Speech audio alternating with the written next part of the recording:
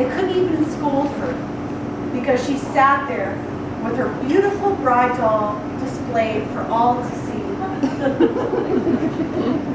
She was really good at being a bride. Really good at it. Yeah, I love brides. And how old? Dad lovingly called her Foof. To this day, I can't figure out why. Maybe it was her hair, you saw the pictures, maybe that was the Foof.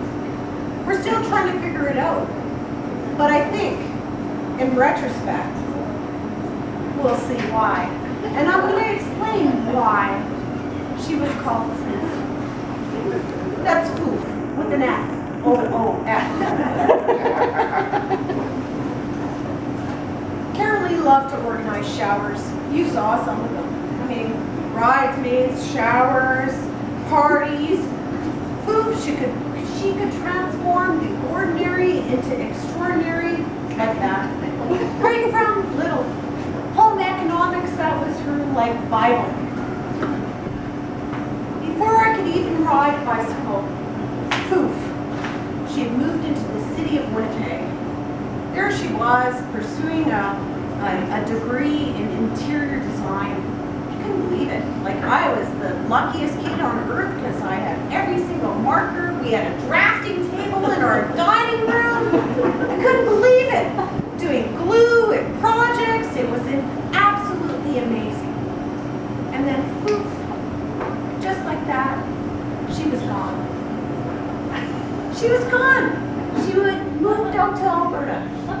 Here she was, working for the government. Things just transformed and poof, just like that. All of a sudden, she was an entrepreneur. She was running her own business. She was doing her own thing. She designed half the buildings in Grand Prairie at that time. With Yeah. Fred. With Fred. With Fred. And Norbert. And Norbert. And Norbert. And Norbert, who are here with us tonight, but absolutely, as a kid, I didn't appreciate that at the time. I mean, I was just glad to use the markers. No, that's just amazing. Well,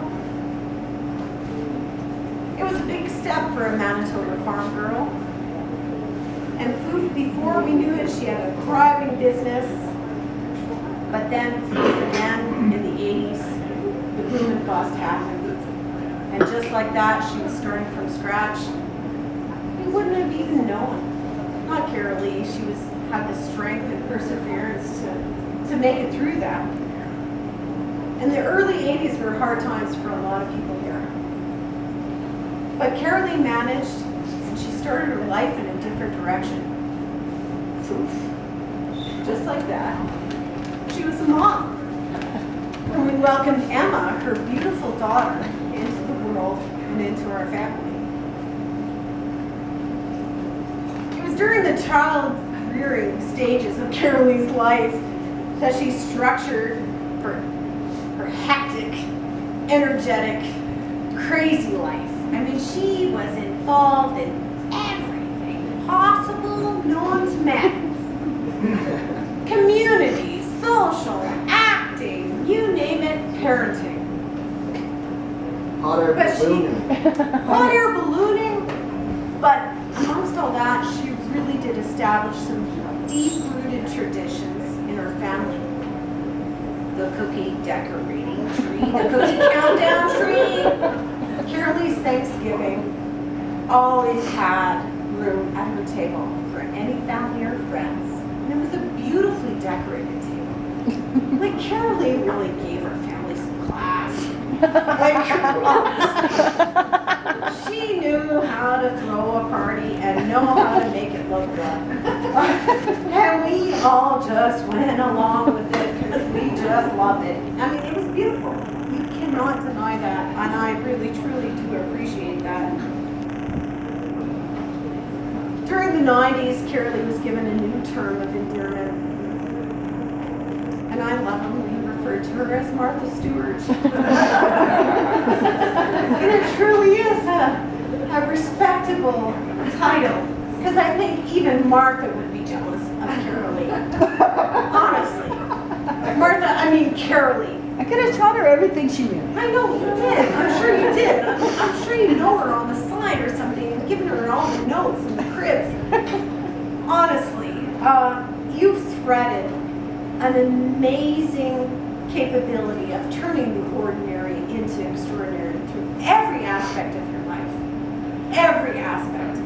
From home cooking, she's a cook extraordinaire, to gardening, she was in a magazine, to home design, she was in a magazine. I mean, Jesus Christ. I'm the little sister. This is what I gotta live up to. Dad called her foof. You know what he called me? Putz. Yeah, thanks for that. Yeah. Well, soon the new millennium was on us. And that is a lot of challenges to Carolee's life. Dad suffered a stroke. And I saw a side of Carolee that I never really even knew existed. She dedicated so much time to my dad, trying to give him the quality of life in a really impaired way of life that he had to live. Poof!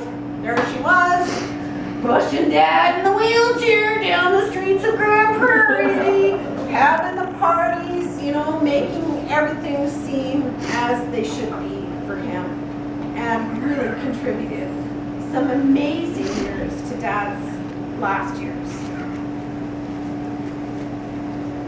But you know, the millennium also brought on a different thing. And my determined sister that I knew, very determined, and that we all have known, started to show a different side of her personality. And then poof, it was just like that. Carolee was facing an unknown condition, undiagnosed disease. And here's another term of endearment that we call it the condition. We lovingly refer to it as the brain drain.